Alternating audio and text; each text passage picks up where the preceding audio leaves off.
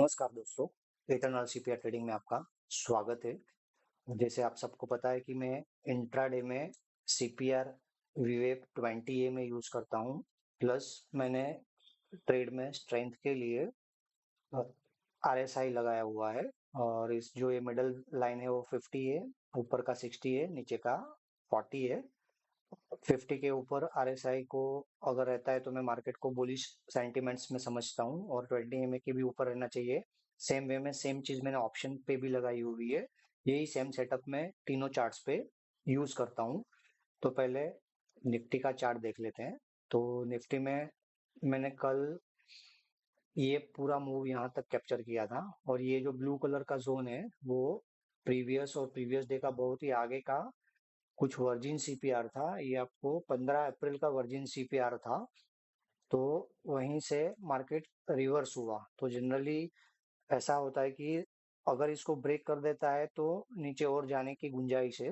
अगर यहाँ पे ही सस्टेन करता है, आप देखेंगे कि जो भी थोड़े बहुत इंट्राडे ट्रेडिंग जानते कर रहे, थोड़ा प्रॉफिट लॉस चल रहा है या स्ट्रगल कर रहे हैं, तो उनको भी थोड़ा ये तो आइडिया ही होगा कि यहाँ से एग्जैक्ट डबल बॉटम बनाया है निफ्टी ने। तो ये एक बॉटम बन गया, और ये कैंडल का भी बॉटम बन गया। ये तीन चार कैंडल का एक ही जगह पे लो कनेक्ट हुआ है। तो उसको आप ऐसे मार्क भी कर सकते हैं, जैसे एक बेस बन जाता है। तो हल्का सा कोई भी जो भी आपको कलर चाहो वो हिसाब से। तो ये डबल बॉटम टाइप हो गया, प्लस नीचे एक वर्जिन सीपीआर था। तो मैं यहाँ पे बुलिश ट्रेड फाइंड आउट कर रहा था। लेकिन आरएसआई मुझे 50 के ऊपर चाहिए। तो आरएसआई ये जो कैंडल बनी तभी भी आरएसआई 50 के नीचे ही था। तो मैंने यहाँ पे कोई सेटअप मेरा मतलब ट्रेड मैंने किया नहीं एग्जीक्यूट। फिर भी मैं वेट करता रहा 20 के बाद। एक दो तीन चार पाँच से छह कैंडल 5 मिनट्स का बना, मतलब आधे घंटे तक इसके नीचे ही रहा, और ये एक्सट्रीम कैंडल में बुलिश हुआ। और मार्केट 20 में क्रॉस करके प्लस आरएसआई भी 50 के ऊपर चला गया।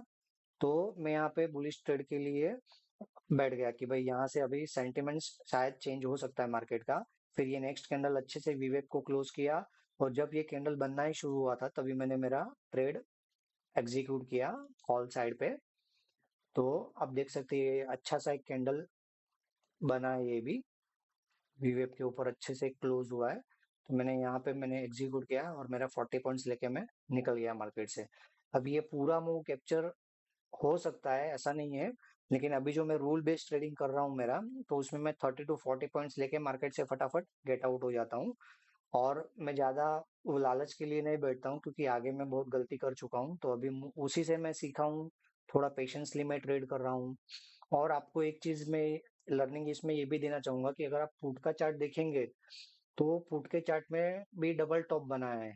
फुट के चार्ट में सुबह मैंने यहाँ पे ट्रेड इनिशिएट किया था, और ये 30 पॉइंट्स या 40 के आसपास पॉइंट्स लेके मैं निकल गया था यहीं पे।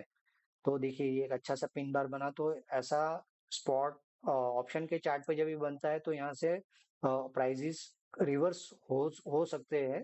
तो आपको ये देखना है कि पिन बार कौन से लेवल पे बन रहा है। देखिए ये R3 मतलब रेजिस्टेंस 3 हो गया। तो यहाँ से जनरली रिवर्सल का जब प्राइस नीचे से आती है तो ये रिवर्ट करता है, उसको रेजिस्टेंस करता है।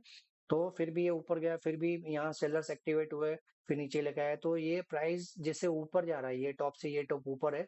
लेकिन आप देखेंगे कि ये टॉप से ये टॉप भी ऊपर है, लेकिन आरएसआई में आपको डाइवर्जन दिख रहा है। ये दिख रहा है ये टॉप से ये टॉप अगर आप लगाएंगे ऐसे ही जस्ट ये देखेंगे, तो आपको लगेगा देखिए ये टॉप से ये टॉप ऊपर है। लेकिन आरएसआई में आप सेम चीज देखेंगे ना, तो आपको ये पूरा डाइवर्जन दिखेगा। तो प्राइस ऊपर जा रही है लेकिन उसमें स्ट्रेंथ नहीं है।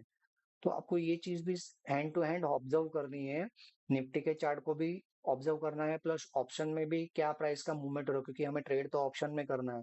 निफ्टी को खाली हमें ट्रैक करके देखना है कि भाई उसमें कौन सी तरफ ट्रेड बन रहा है। ट्रेड तो हम ऑप्शन में करेंगे।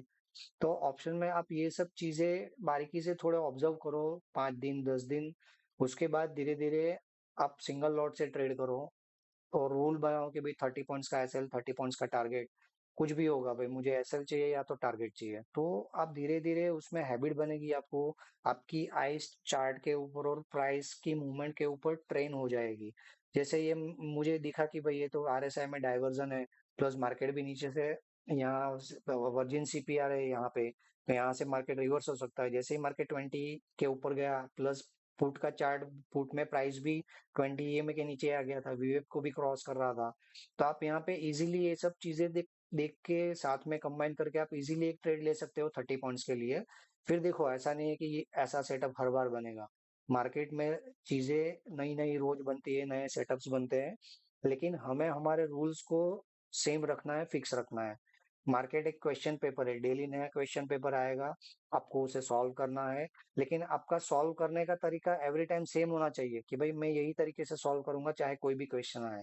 मेरा रूल्स ये रहेगा, मेरा एसएल ये रहेगा, मेरा टारगेट ये रहेगा, मुझे ये कॉम्बिनेशन मिलेगा, ये कॉन्फिडेंस मिलेगा, ये 3 मेरे चेक पॉइंट्स है या 4 चेक पॉइंट लिस्ट है। आप चेक पॉइंट लिस्ट बना के रखो कि भाई ये चेक पॉइंट लिस्ट है, ये कंडीशन फुलफिल होती है तो ही मैं ट्रेड करूंगा। तो उससे आपको काफी आसानी हो जाएगी। यही चीजों को आप फॉलो करो, प्लस सीपीआर को आप फॉलो करो अगर आपको इंट्राडे में प्रॉफिटेबल होना है। तो सीपीआर इज अ मस्ट, क्योंकि इसमें ऑटोमेटिक्स अपने को सपोर्ट एंड रेजिस्टेंस के लेवल्स मिल जाते हैं। साथ में ये आरएसआई लगा दो, प्लस वीवेप और 20 EMA, तो आपका काफी काम हो जाएगा। मैं इसमें 20, 50 और वो ये में भी रखता हूँ, 20, 50 और 200।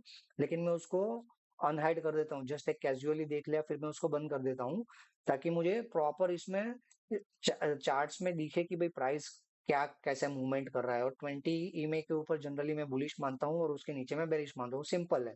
काफी आपको यूट्यूब पे भी वीडियो मिल जाएगा। लेकिन साथ में आप सीपीआर लगाओ, उसको धीरे धीरे ट्रैक करो, सीपीआर के कौन से लेवल्स पे मार्केट क्या कर रहा है।